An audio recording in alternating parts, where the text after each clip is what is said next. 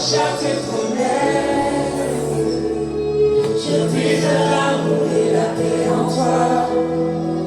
Je te redis sans cesse ma confiance est en toi, Jésus, mon roi. Je m'accroche à tes promesses. Je vis de l'amour et la paix en toi. Je te redirai sans cesse que je t'aime à jamais et pour l'éternité. Que je t'aime à jamais, oui pour l'éternité. Que je t'aime à jamais et pour l'éternité. Que je t'aime à jamais, oui pour l'éternité.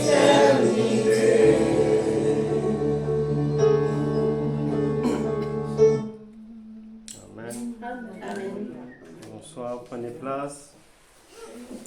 Prenez place, prenez place. On va écouter le conseil de Dieu. Et lorsqu'on est rassemblés autour de la parole, puisque nous faisons partie des gens de la maison de Dieu, la Bible déclare en Éphésiens chapitre 2 verset 19 que nous sommes de la famille de Dieu. Et bien lorsqu'on se rassemble comme ça, c'est pour que le Père puisse nous donner de très bons conseils. Et une fois que ces conseils que le Père donne, que la Mère donne, sont mis en pratique fidèlement, c'est à ce moment-là que ça porte des fruits.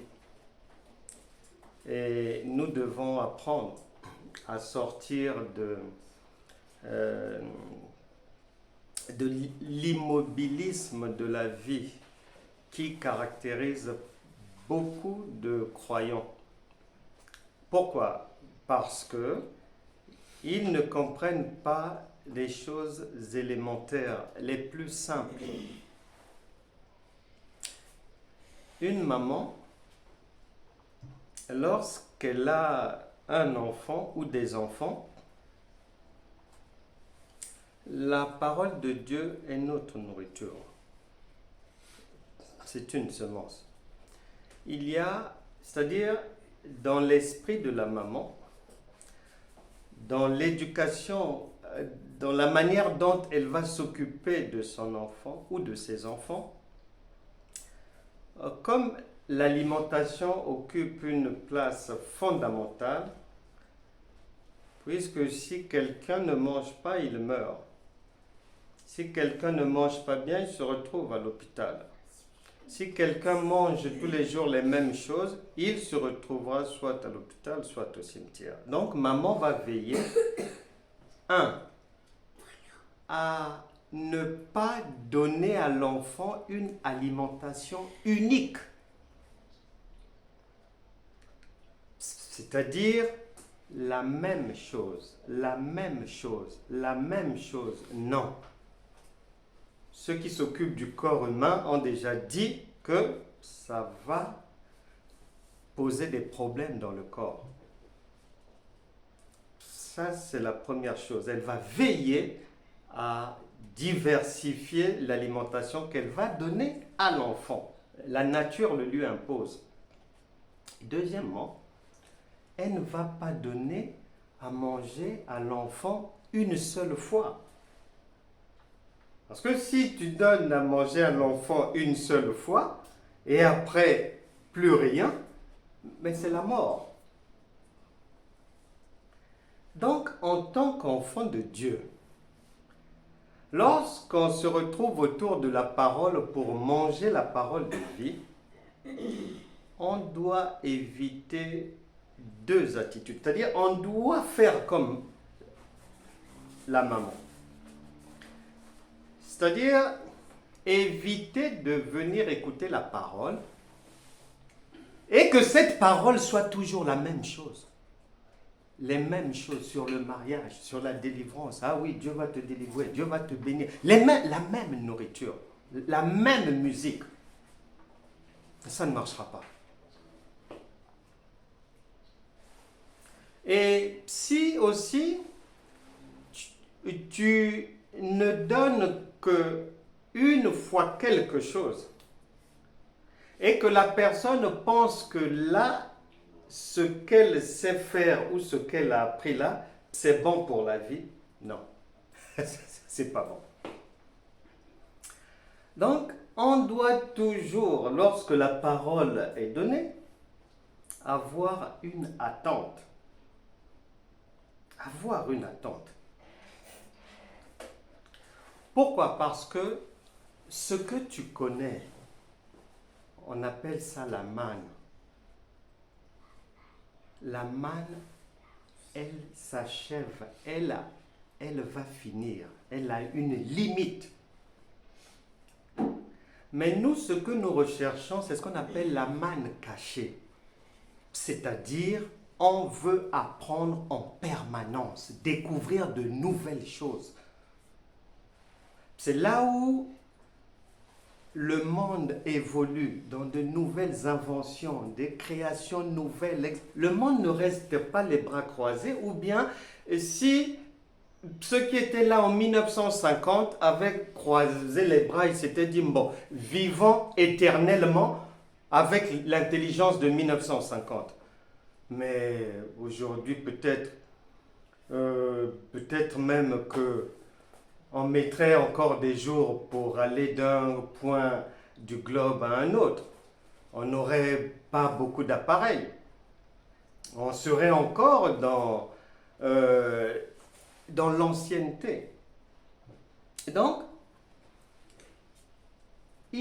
comme une maman, et ce n'est pas pour rien que Dieu parle toujours, tantôt du père, tantôt de la maman, parce que ça se joue là. Puisqu'il est tantôt père, et il a la capacité, le pouvoir de prendre la veste aussi de la maman. Puisqu'il est alpha et oméga. Il est tout ce qu'il faut pour que tu viennes au monde. Il a tout ça. Donc on doit prêter attention à cela. Un enfant de Dieu qui veut aller de l'avant, que ce soit avec Dieu ou pour sa propre vie, ne doit jamais écouter la parole avec des pensées dans sa tête c'est-à-dire, ah oui, ça, on nous prêche sur ça, ah ouais, il y a 2 mois, il avait parlé de ça, ouais, ah ouais, j'aime bien ces enseignements-là, ou cette thématique. Non, non, non, non, ça, tu n'avanceras pas dans la vie. C'est la nouveauté qui fait avancer, puisque la Bible déclare, Dieu fait toujours une nouvelle chose. Et on va lire un passage pour voir où est-ce que la maman a eu l'idée de varier ce qu'elle donne à l'enfant. Éphésiens chapitre 3, verset 10. Éphésiens chapitre 3, verset 10. Il est dit ceci, afin que les dominations et les autorités dans les lieux célestes connaissent aujourd'hui par l'Église la sagesse infiniment variée de Dieu. La sagesse infiniment variée de Dieu. De la même manière que la maman va varier l'alimentation, eh bien, la parole de Dieu, le secours de Dieu, les conseils de Dieu, non seulement ça varie, mais ici on précise bien, sans limite. Sans limite. Cela veut dire que c'est à toi de prêter attention. Parce que si tu penses que ce que tu connais, c'est la fin, Dieu te dit non. Tu n'es même pas au début. Parce que c'est une sagesse infiniment, c'est-à-dire ça ne peut pas s'arrêter, ça varie comme ça, comme ça, comme ça, comme ça, comme ça, comme ça. Et l'échec dans la vie chrétienne peut s'expliquer lorsque quelqu'un, un, croit tout connaître. Deux, pense que ce qu'elle connaît là, c'est suffisant pour sa vie et pour sa marche avec Dieu. Trois, il y a des gens qui refusent d'apprendre. Alors que Dieu est un enseignant. Il enseigne toujours, obligatoirement. Et aujourd'hui, le Saint-Esprit voudrait que dans notre marche, qu'on touche un élément, c'est-à-dire c'est une sagesse de Dieu, parmi les nombreuses sagesses de Dieu, que Dieu pratique, mais lui-même il a dit que je parle tantôt d'une manière, tantôt d'une autre, mais l'homme n'y prend point garde. C'est-à-dire que Dieu a tellement de manières de parler à l'homme que si tu te dis que Dieu attend que tu pries pour qu'il te parle, la vie va te passer sous le nez. Parce que pendant que ton cerveau prévoit, ah oui, dès que je finis le travail à 18h, je cours à l'arrêt de bus, j'arrive à la maison à 19h, avant même de faire manger aux enfants, une petite prière de 30 minutes pour rendre gloire à Dieu, remercier de la journée, ci, cela. Dans le bus, il te parle. Il ne t'attend pas dans la chambre. Voilà. Il te parle là. Maintenant, si tu as suivi, c'est bien.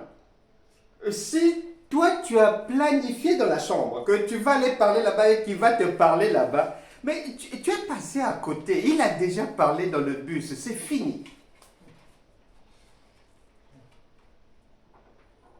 Dieu ressemble à quelqu'un, c'est-à-dire, c'est comme si il y a toujours de fortes chances.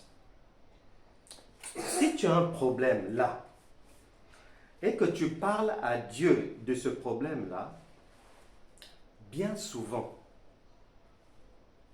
Dieu te parle d'un autre problème dans ta vie, mais que toi, tu ne vois pas ou tu ne comprends pas. Donc souvent, les croyants sont des gens, Dieu, au moment où toi, tu parles des mathématiques à Dieu, lui, il te parle de la physique ou de l'anglais. Et donc, s'il n'y a pas de compréhension, c'est un langage de sourd, ça ne passera pas. On doit faire attention à ce que la parole dit. Si Dieu dit que j'ai une multitude de manières de parler et de faire, donc on doit faire attention. Un jour,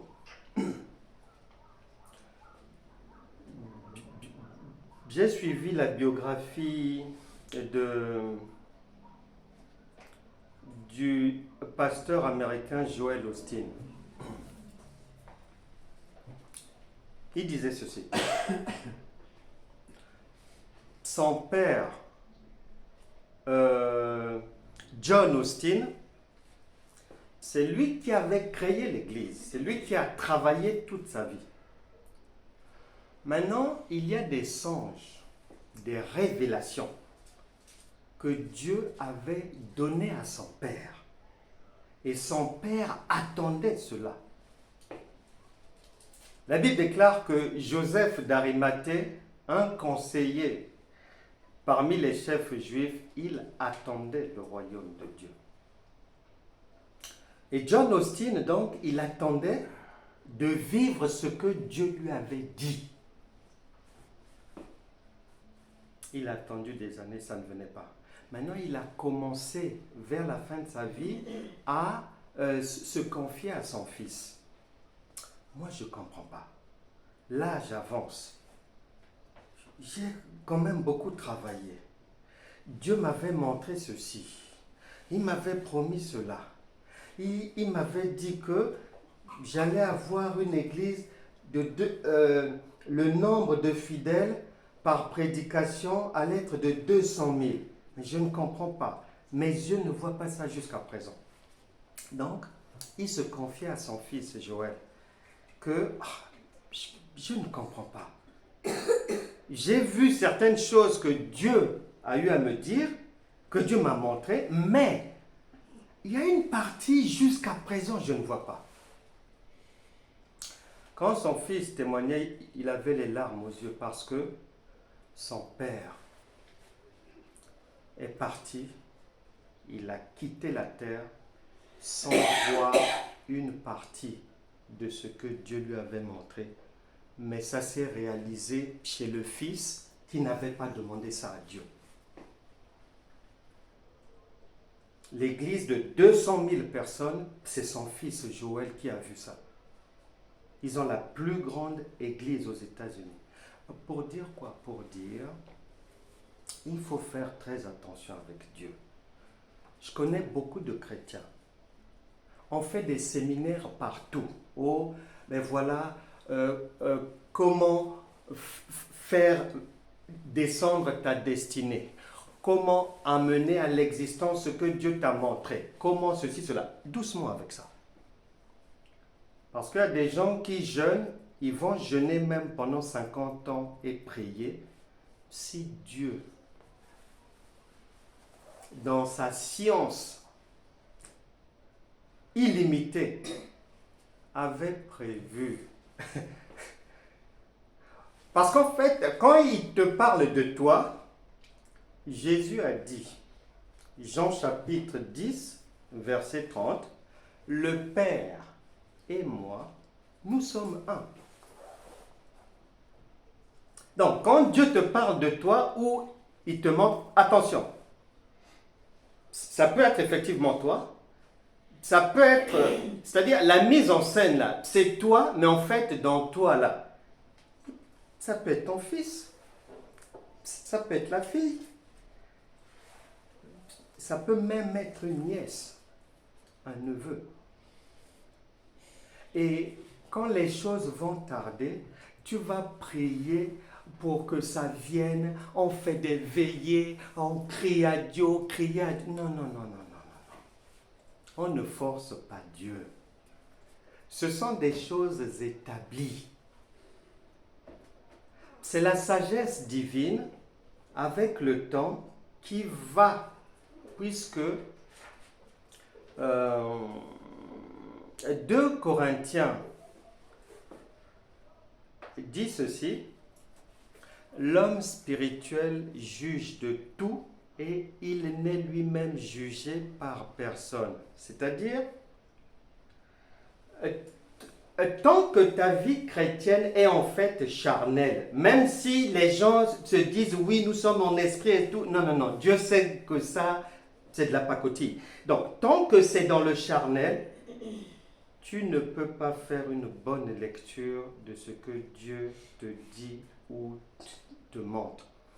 C'est ta croissance spirituelle qui va te permettre au fur et à mesure du temps, tu vas avoir la conviction, Dieu va mettre la conviction sur ton cœur. Attention, ce que je t'ai montré là, c'est pas pour toi, c'est pour ton enfant. C'est pas pour toi, c'est pour un tel. Dieu va même te dire, arrête de prier, tu perds ton temps. Parce que Joseph n'a pas prié un jour pour que ce que Dieu lui avait montré puisse voir le jour. Parce qu'une fois que Dieu a parlé, c'est fini. C'est comme si le président Macron arrive ici. Il fait un meeting à la mairie là-bas, il parle. Bon, qui va venir ajouter encore quoi après lui? C'est fini. Donc, nous devons vraiment faire attention. Il y a beaucoup de choses. L'ignorance de qui est Dieu conduit beaucoup de chrétiens dans les erreurs, à faire des choses qui n'ont ni tête ni queue, ils perdent leur temps et ils ne verront pas ces choses-là voir le jour parce qu'ils n'ont pas compris ce que Dieu avait montré. John Austin, il est reparti vers le Seigneur sans comprendre ce langage-là de Dieu. Mais son fils a fini par comprendre.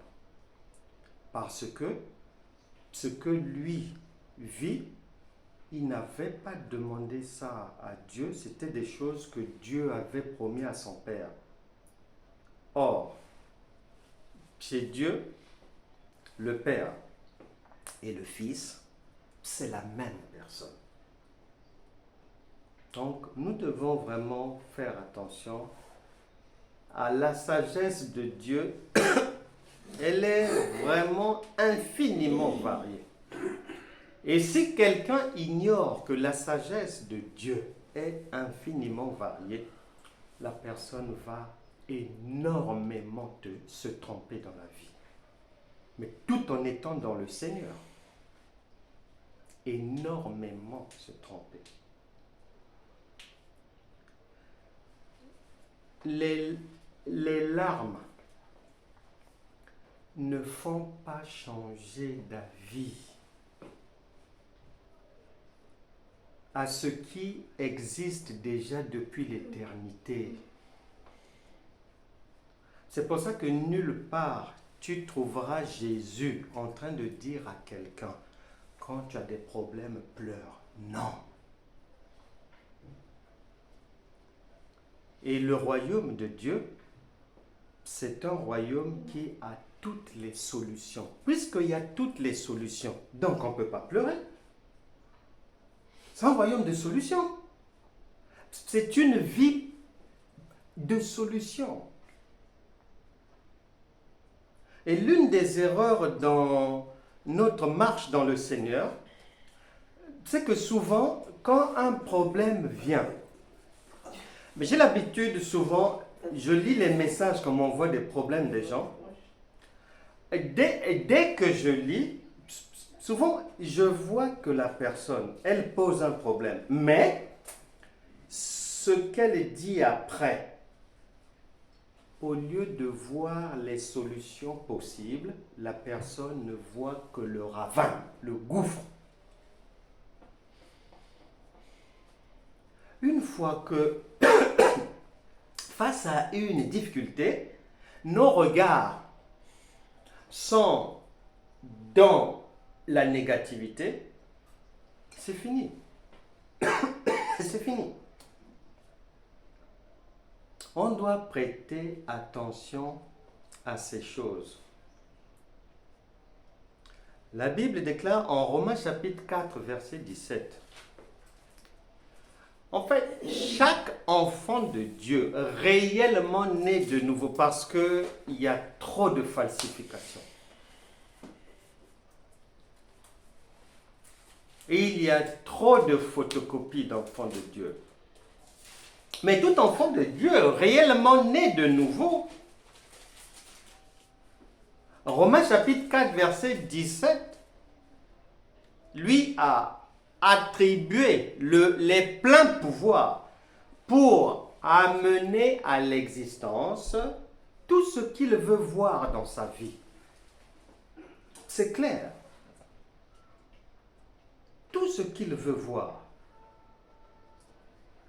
Maintenant, la sagesse de Dieu qui est infiniment variée, mais si Dieu est une sagesse infiniment variée, mais ça veut dire que l'enfant de Dieu, puisqu'on dit tel père, tel fils, obligatoirement, il lui faut cette sagesse qui vient de son père, obligatoirement. Parce que la tunique de Joseph a plusieurs couleurs. Et l'une des couleurs, c'est la sagesse. S'il n'y a pas la sagesse, on va dans le mur, obligatoirement. On finit dans le mur. Et beaucoup échouent parce que parmi les couleurs qui leur manquent, il y a la sagesse. Il y a la sagesse. L'apôtre Pierre a dit, faites tous vos efforts pour joindre à votre foi la connaissance. Faites tous vos efforts. C'est-à-dire, il n'y a pas d'autre alternative. C'est l'unique chemin. Faites tous vos efforts. Et on doit prêter attention à ces choses-là. Quelqu'un qui n'est pas sage va prier, jeûner, parler en langue, chanter pour rien. Parce que Dieu est sagesse. La Bible déclare que le sage est plus fort que 10 chefs dans une ville. Ça veut tout dire. On n'a pas dit que celui qui prie est plus fort que 10 chefs dans une ville. Non, l'Écriture dit, le sage, celui qui a cette couleur-là, c'est tout un lion. Au repos, au repos. Au repos. Au repos, pardon. C'est tout un lion, un tabernacle.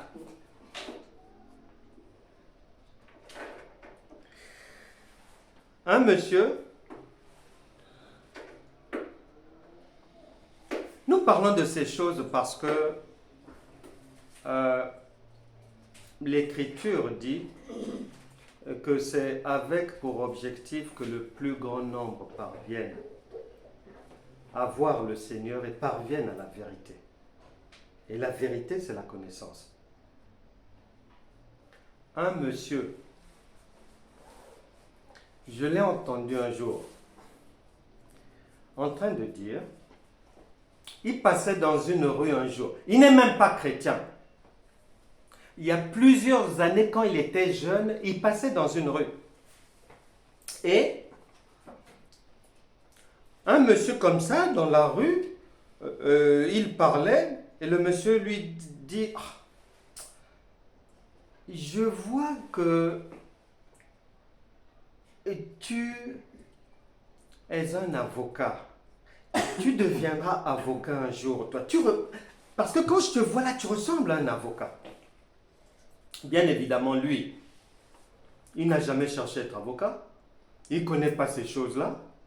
Il en a rien à foutre. Donc, immédiatement qu'ils ont fini leur conversation, lui, il a oublié. Les années passent.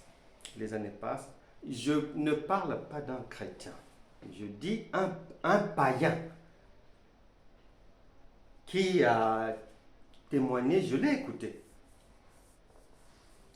Plusieurs années après, il est allé vivre aux États-Unis. Un jour, un ami avait un procès. Et l'ami lui a demandé de l'accompagner au tribunal. Bon, ils vont là-bas. Maintenant, quand ils sont rentrés dans le tribunal, un premier monsieur est venu. « Hey, monsieur, c'est vous maître un tel ?» Il dit « Non. » Le monsieur dit « It's you. » Il dit « No, me. » Oh. Et il dit « Non, je ne suis pas avocat. » Oh, je cherche maître un tel. Et je croyais que c'était vous. Les minutes passent et tout. Un autre monsieur arrive. C'est vous maître un tel? Il dit non, me. Je ne suis pas avocat. Le monsieur n'a rien à voir avec les histoires d'avocat. C'est un simple accompagnateur qui a accompagné un ami. Bon, ça passe. 10 ans plus tard, son fils, c'est le jour où son fils a prêté serment en tant qu'avocat, que même lui, un païen, a compris, en fait, Dieu lui parlait pour son fils. Et son fils est devenu avocat. Donc, ce qui a été prophétisé sur le Père, et Dieu s'est arrangé à lui faire le rappel en envoyant des gens aller se tromper. C'est un rappel de Dieu pour ne pas que tu oublies qu'il y a quelque chose, ce que je t'avais dit là, ça verra le jour. Mais seul Dieu, qui est le maître des temps et des circonstances, qui planifie toutes choses avant que les choses n'existent, il sait dans quel ordre il a mis ça. Il sait. Si c'est toi-même, si c'est le mari, parce que il peut donner pour le mari, mais en te parlant à toi, n'oublie jamais, les deux feront une seule chair. Donc les chrétiens se trompent souvent dans des choses comme ça. Dieu a parlé, oui, mais attention. Attention. Sa sagesse, si tu ne sais pas comprendre la parole qui est tout un lion, ne tente pas d'aller toucher. Car la parole va te dévorer. Et c'est pour ça que beaucoup de chrétiens pleurent. Et d'autres abandonnent même le Seigneur, pensant que Dieu est menteur. Non, Dieu ne ment jamais. Ce sont les gens qui ne comprennent pas. Ce sont les pasteurs qui ne comprennent pas. Dieu ne ment jamais. S'il y a un problème, c'est toujours de notre côté à nous. Et on doit veiller à ces choses. On doit faire attention à cela. Dieu a plusieurs manières de parler, plusieurs manières de faire, plusieurs manières de te rappeler à l'ordre. Et il n'a pas besoin de parler pour ça. Son langage est multisystème. J'ai suivi un Français installé au Kosovo depuis 15 ans. Il n'est pas chrétien. Le monsieur dit, il était parti en fait avec pardon, c'est en Albanie. Il était parti en vacances en Albanie avec un ami albanais. Lui, il habite dans l'est de la France. Et il dit ceci. Dès qu'il est sorti de l'avion, il s'est tellement senti bien. Et ce bien-être-là, cette sensation-là, au fur et à mesure des jours de vacances, se confirmait seulement. Partout là où ils allaient, il était à l'aise, il se sentait bien. Il était vraiment heureux. Alors le monsieur, il fait quoi? Il se dit non. Il revient après les vacances en France, il fait ses clics et ses claques, il prend son paquet et il repart là-bas pour aller vivre là-bas. Et en Albanie là-bas, le monsieur dans le domaine de l'entreprise a prospéré. Donc la Bible déclare que quiconque invoquera le nom du Seigneur, on ne dit pas le chrétien, le croyant, on dit bien quiconque. Même le païen peut dire dans son cœur, « Ah, je ne comprends pas ma vie, que dois-je faire ?» Le Seigneur va lui donner la réponse. Et la réponse, la sagesse de Dieu fait que la réponse peut venir par une sensation comme ça. Tu ne peux même pas expliquer à quelqu'un, mais tu dis que la manière dont je me sens là, non, c'est inexplicable. Mais c'est un langage de Dieu. C'est un langage de Dieu. Même les païens arrivent à comprendre le langage de Dieu.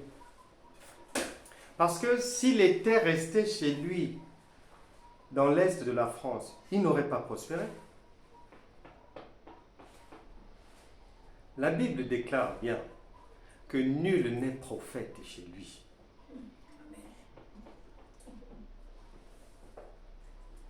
Donc, il faut que nous apprenions à nous débarrasser des idées préparées, préconçues,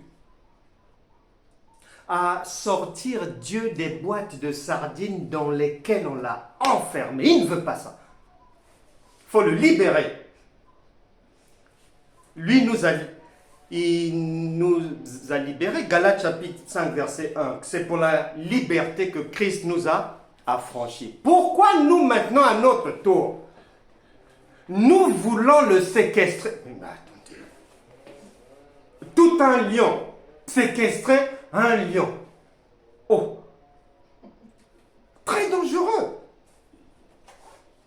Très dangereux. Donc la sagesse de Dieu, c'est une obligation. La sagesse est une arme de Dieu.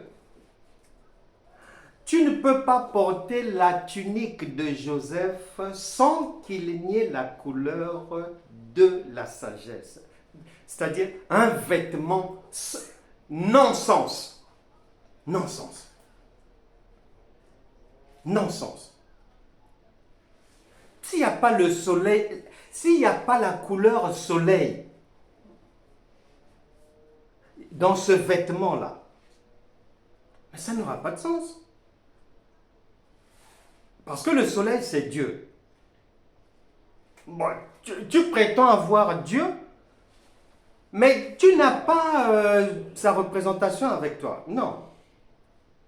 Donc, nous devons vraiment faire attention, mes bien-aimés, à ces choses-là, parce que le royaume de Dieu est un royaume qui a déjà tout fait, qui a déjà tout préparé et dont les bénéfices sont pour chacun, mais à chacun de savoir comment entrer en possession de ces bénéfices-là.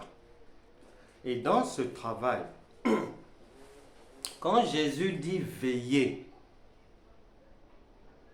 la veille de Dieu, c'est veiller pour ne pas se tromper. C'est pour ne pas se tromper. C'est ça la veille de Dieu. Mais parce que si je me trompe, mais je vais jeûner prier pour rien. Si dès le départ je me suis trompé, je vais perdre mon temps. Donc le point de départ, c'est que dans la solution que je vais prendre, dans ce que j'ai semblé comprendre, que je m'assure que je ne me suis pas égaré. D'abord, que je ne me suis pas égaré. Et ceux qui seront vigilants, Daniel a dit, il n'y a que ceux qui connaîtront leur Dieu qui feront des exploits. Donc, nous devons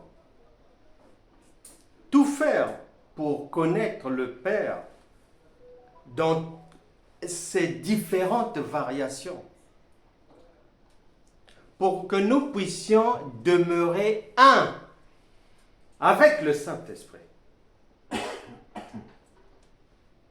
Nous avons cette obligation-là. Il n'y a pas une autre alternative que de veiller à avoir une marche avec le Saint-Esprit qui va obligatoirement introduire la sagesse dans notre manière de faire, de dire et d'aller, obligatoirement. Et c'est en cela que Dieu permettra à chacun de bien marcher, de ne pas se tromper et d'aller vers des victoires, d'aller saisir des choses qui n'étaient pas encore saisies et que les erreurs d'hier soient transformées en victoire de demain. Amen. Car Jésus, qui est en chacun par le Saint-Esprit, est la résurrection.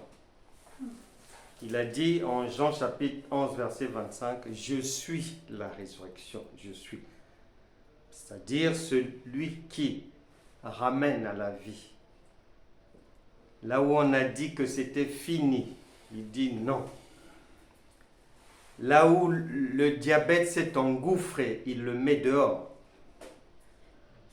Là où on a dit, il y a souvent malheureusement beaucoup de croyants ont peur des mauvais sorts jetés, ou un tel avait dit ceci, un tel a maudit. Mais quand la résurrection est là, tout ce que le charlatan, tout ce que la personne, tout ce que un tel, tout le mal qu'elle avait raconté, est balayé par Romains chapitre 8, versets 33 et 34. Qui accusera? Qui condamnera les élus de Dieu? C'est pas possible. Et tu ajoutes une pincée de sel là-dessus avec Ésaïe 54, verset 17. Toute arme forgée contre toi, c'est fini. C'est fini. Maintenant, si tu essaies de faire de la bricole, là, tant pis pour... Ça sont tes propres chemins maintenant. Mais en tout cas, la parole a déjà arrêté toute mauvaise parole prononcée contre toi, toute mauvaise chose. La parole a arrêté cela. Si c'est la maladie, Matthieu chapitre 8, verset 17, arrête immédiatement la maladie. Immédiatement. Arrête la maladie. Et lorsque même des gens te cherchent des problèmes, des noises,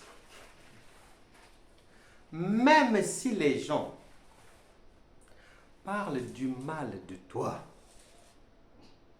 t'accusent, te diffament, si, puisque Daniel a dit que ce sont ceux qui vont connaître leur Dieu, si tu as une bonne petite idée du Dieu avec lequel tu marches, tu vas avoir pitié de la personne. Tu n'as pas besoin de parler, de jeûner, de souffrir. Non. As-tu déjà vu un lion répondre à quelqu'un? Il reste calme. Tu fais ta gymnastique dehors là-bas. Il attend le moment pour te surprendre. Sans faire de bruit. Hein. C'est ce que le royaume de Dieu fait. Mais pour que le lion bondisse, pour faire taire l'adversité en ce qui te concerne, comme indiqué dans Hébreux chapitre 11, verset 32 là-bas, 33-34, pour fermer les gueules des lions en papier. Ça va simplement de te demander d'avoir, c'est-à-dire une petite conscience de ce que le Saint-Esprit qui est en toi, que c'est tout un lion. 2. Même les documentaires vont apprendre que le lion ne parle pas. Donc je me tais. 3. Le lion n'accepte pas une défaite. Il va bondir tôt ou tard. Celui qui raconte du n'importe quoi sur toi, il va le payer très très cher. Le lion va le dévorer. Ça peut être 6 mois après que la personne ait commencé à ragoter sur toi. Reste pour toi calme. Un chef d'État, à chaque fois qu'il veut sortir, il ne cherche pas à savoir, ah oui, mais qui va me garder? Je dois aller là-bas. Qui? Mais il y a qui? Il y aura... Non, non, non. Il prend ses pieds, il met ses vêtements, il met ses chaussures. C'est-à-dire, le système a tout prévu. Il ne s'occupe pas de ces choses-là. L'enfant de Dieu, c'est comme cela. Si les gens te font du mal, dors pour toi tranquille. Tu les verras tomber. C'est une obligation, sinon Dieu n'est plus Dieu. Maintenant, si ces gens-là ne tombent pas, s'ils trouvent des associés qui les rejoignent pour te combattre davantage, là, pose-toi la question, est-ce que ne serais-je pas un lion en papier?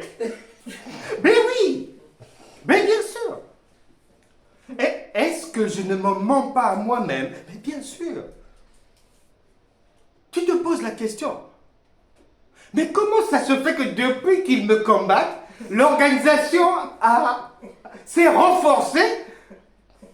Oh, elle avait commencé seule, mais non, c'est toute une église qui me combat. Mais comment? Là, tu dois te poser la question. Qui suis-je au juste? Mais oui. Et beaucoup d'enfants de Dieu ne se posent pas ces questions-là.